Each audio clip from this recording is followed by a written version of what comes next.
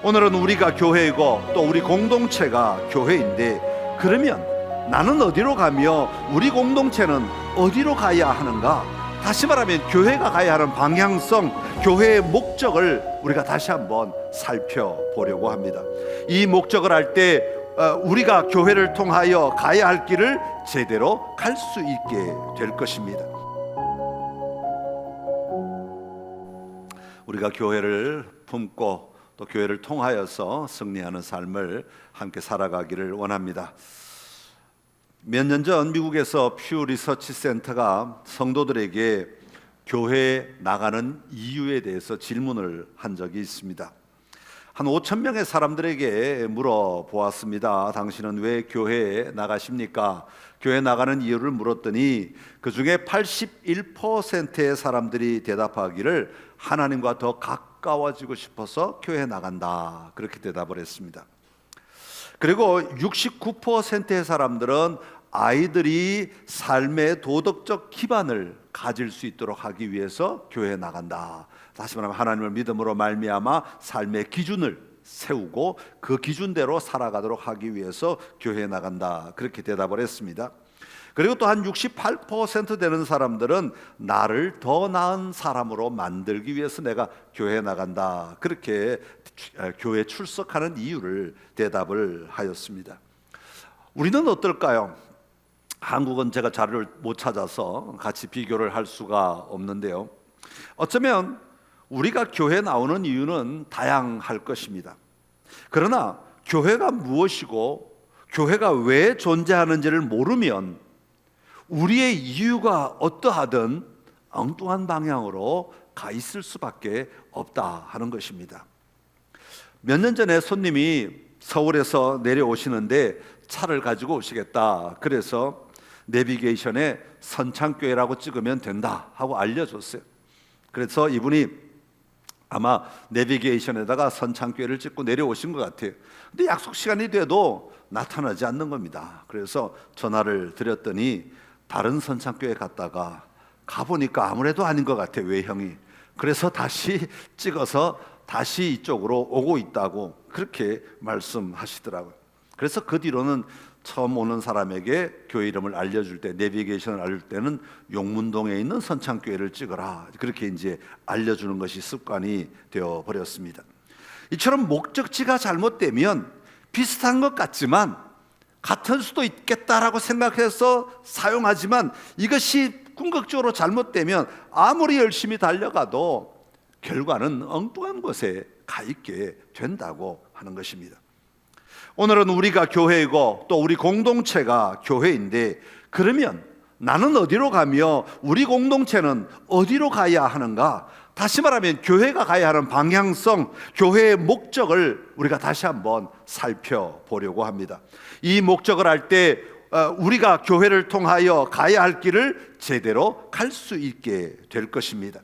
오늘 이 말씀이 여러분의 발걸음의 이유가 되고 교회 공동체 안에 일어나는 모든 사역의 밑거름이 될 수 있기를 간절히 기원합니다. 우리 교회의 목적 첫 번째는 위를 향한 교회입니다. 한번 따라합시다. 위를 향한 교회. 위를 향한 교회는 하나님을 섬기는 교회이다 라는 그런 말입니다. 하나님을 향한 섬김은 다른 말로 하면 예배라고 말할 수 있습니다.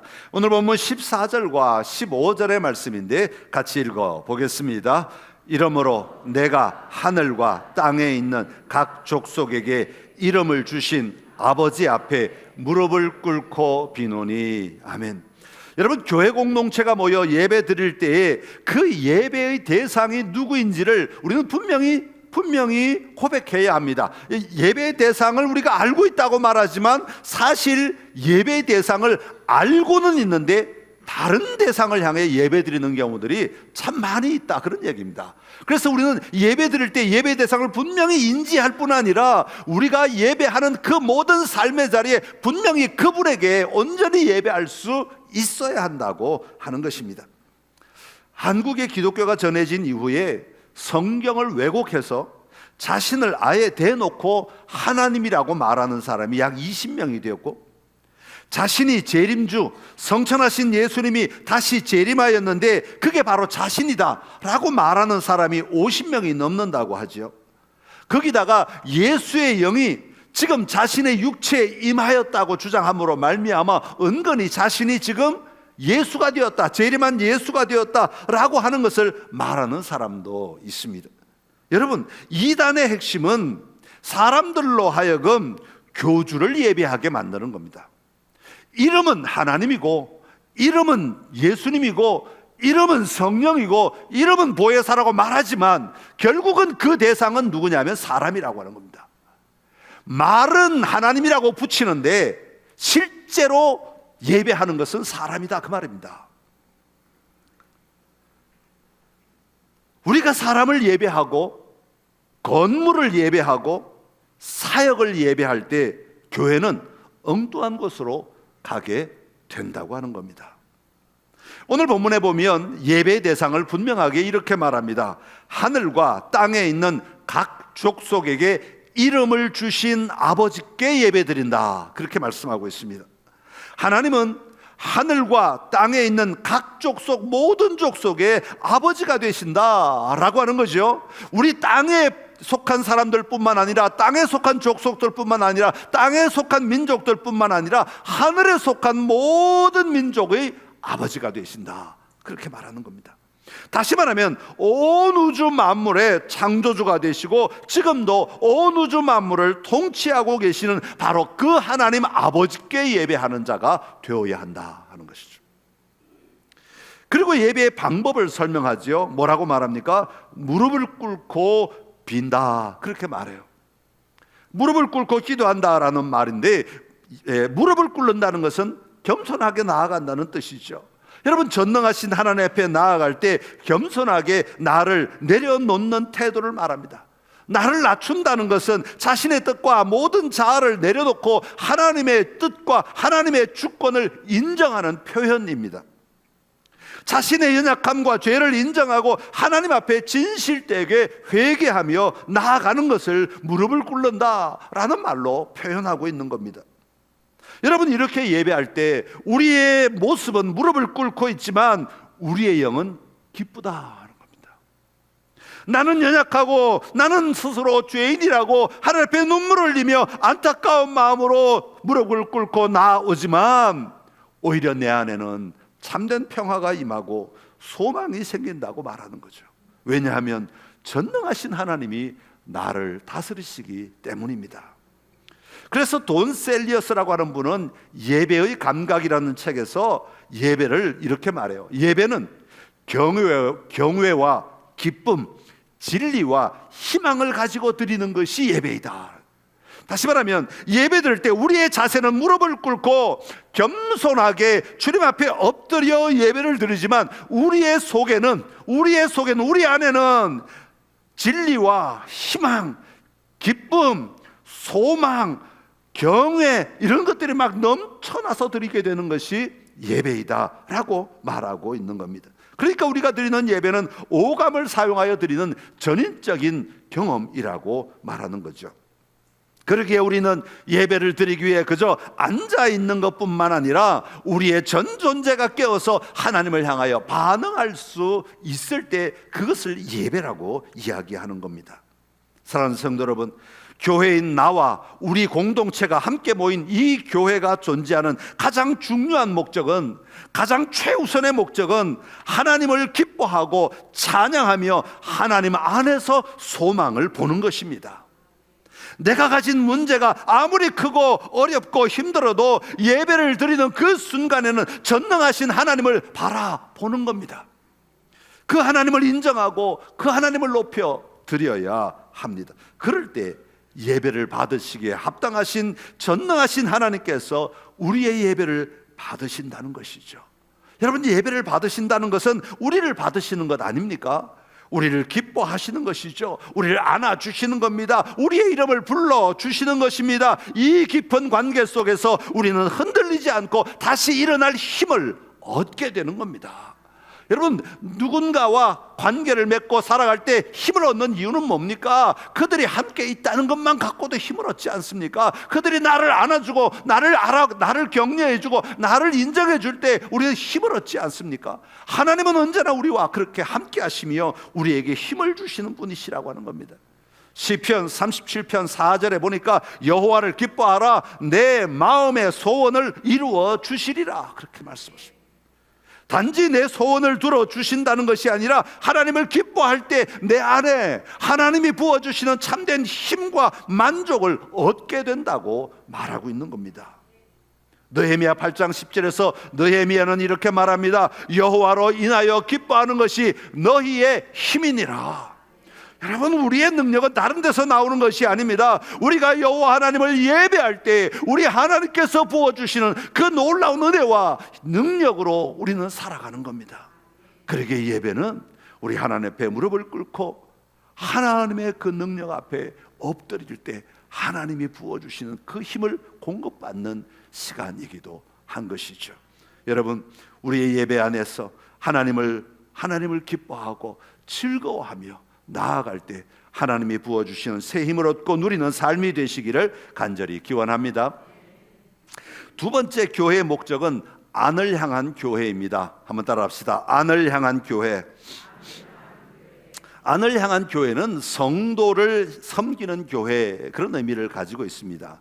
성도를 섬긴다. 여러분, 성도를 섬긴다라고 하는 말은 성도가 자라나도록 돕는 교회이다, 그런 뜻입니다. 그러니까 교회가, 우리 공동체가 존재하는 이유는 우리 공동체 안에 있는 성도들이 자라나도록 도와주어야 한다라고 하는 것입니다. 이걸 양육이라고 말하는데, 이 양육의 방향성은 단지 지식이 많아지는 것이 아니라 믿음 안에서 성숙해지도록 하는 겁니다. 여러분, 자녀들에게 부모가 교육을 할 때 정말 중요한 포인트는 지식을 많이 알게 해주는 것보다 더 중요한 것은 이 자녀들이 나이에 맞게 성숙해져 가는 겁니다. 여러분, 성숙함이 모든 것을 수용할 힘이 되기 때문에 그렇습니다. 골로새서 1장 28절의 말씀인데요, 우리 한번 읽어보겠습니다. 시작. 우리가 그를 전파하여 각 사람을 권하고 모든 지혜로 각 사람을 가르침은 각 사람을 그리스도 안에서 완전한 자로 세우려 함이니. 아멘. 교회가 가야 할 방향은 각 사람이 그리스도 안에서 완전한 자로 세워지는 것이다, 그렇게 말하고 있습니다. 그런데 여기서 완전하다고 하니까 완벽한 성도가 되어야 한다, 그렇게 생각할 수도 있습니다만은, 여러분, 사실 이 땅에 있는 우리는 하나님 앞에 가기 전까지는 아무도 완벽한 사람 없습니다. 아무도 완전해질 수 없습니다. 이건 성경의 진리입니다. 아무도 완전해질 수 없어요. 우리는 하나님 앞에 가는 그날까지 누구나 다 연약함을 가지고 있고 부족함을 가지고 있고 넘어질 수 있고 쓰러질 수도 있고 연약함에 빠질 수도 있고, 우리는 다 그런 존재라는 거예요. 그러면 여기서 완벽하다, 완전하다고 하는 말은 무슨 뜻이냐면, 좀 더 다른 의미로 바꾸면 성숙하다, 그런 의미로 바꿀 수 있어요. 성숙하다.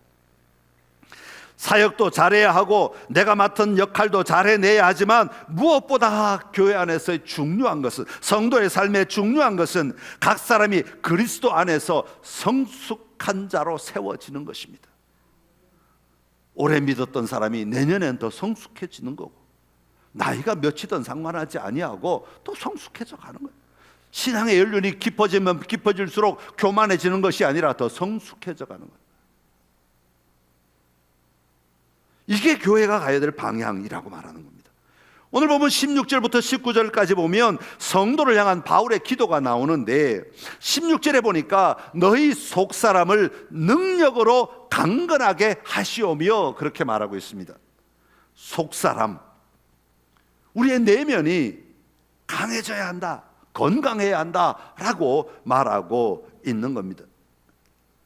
성도의 속사람이 능력으로 채워져 강건할 수 있도록, 건강할 수 있도록, 어떠한 고난이 와도 어려움이 와도 역경이 와도 그것에게 휩쓸려 가지고 나 하나님 안 믿을래, 그렇게 말하지 않도록, 오히려 하나님 앞에 더 가까이 달려갈 수 있는 힘을 얻도록 강건한 사람이 되게 하는 것이다 하는 겁니다.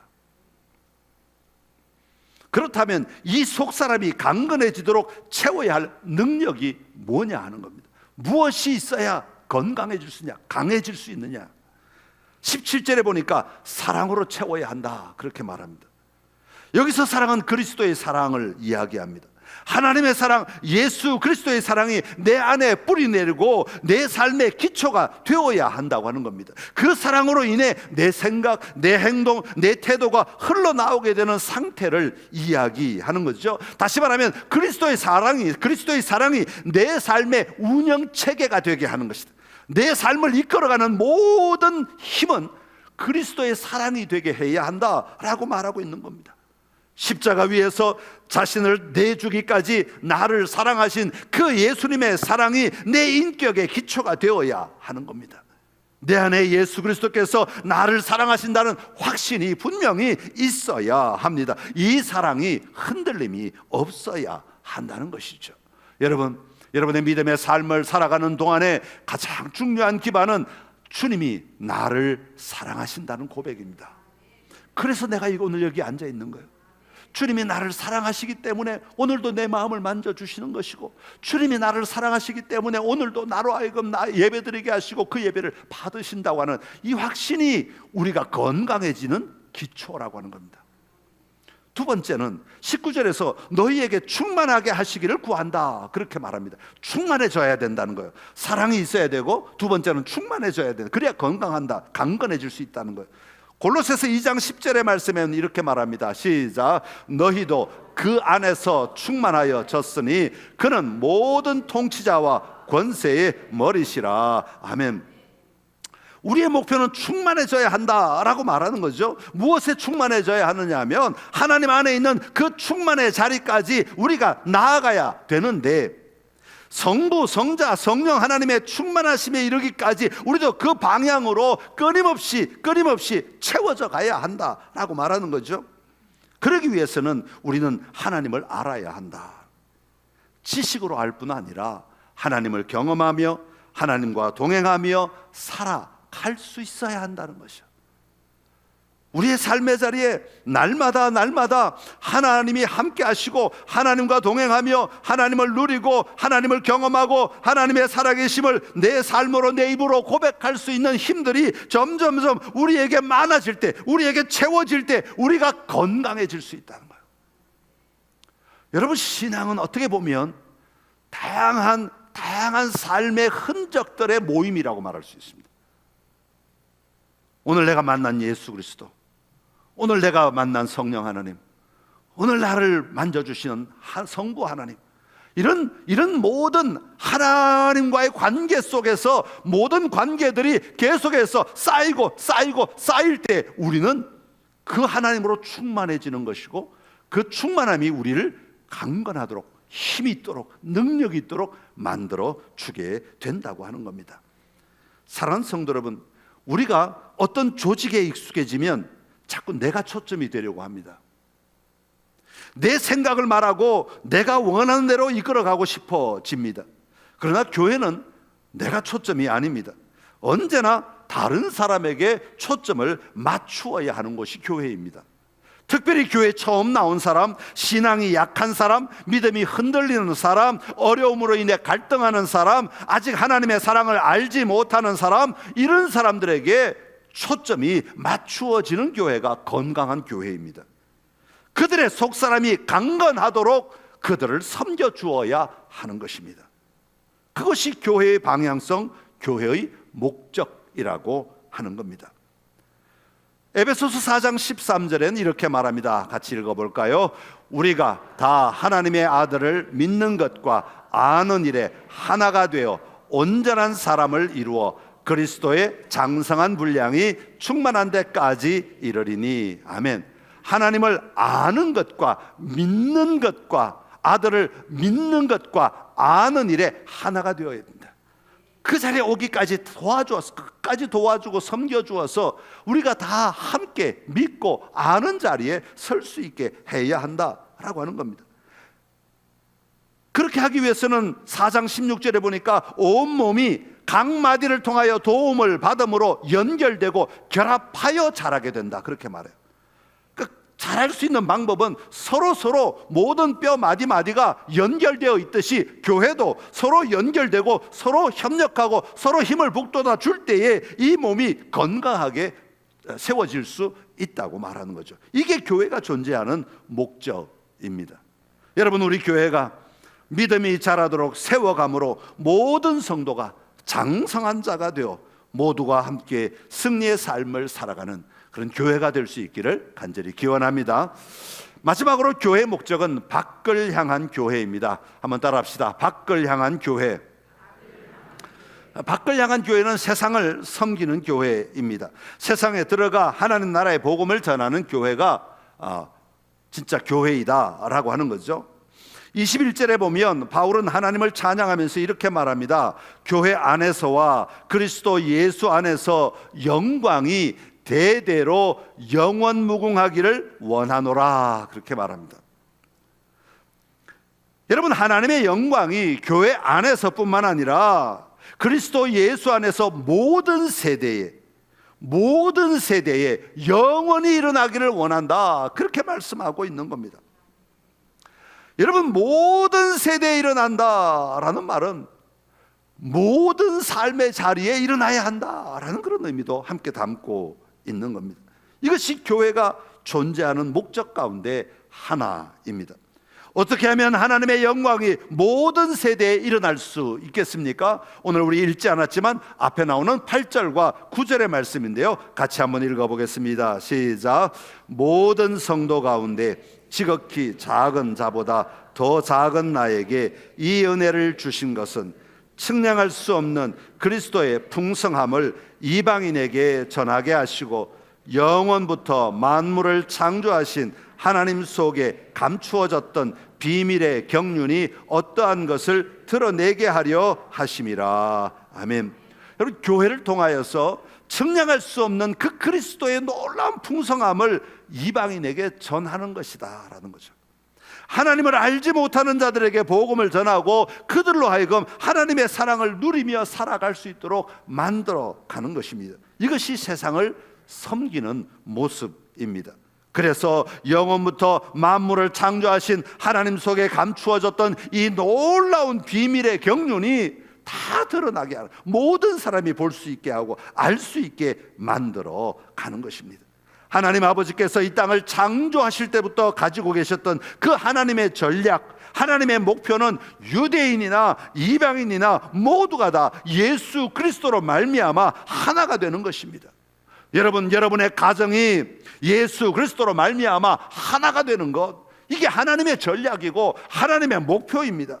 여러분, 예수 그리스도로 말미암아 이 지역이 하나가 되는 것, 대전이 하나가 되는 것, 그리고 온 세계가 예수 그리스도로 말미암아 하나가 되는 것, 이게 예수님이 가지신 궁극적 목표, 궁극적 전략이라고 하는 것입니다.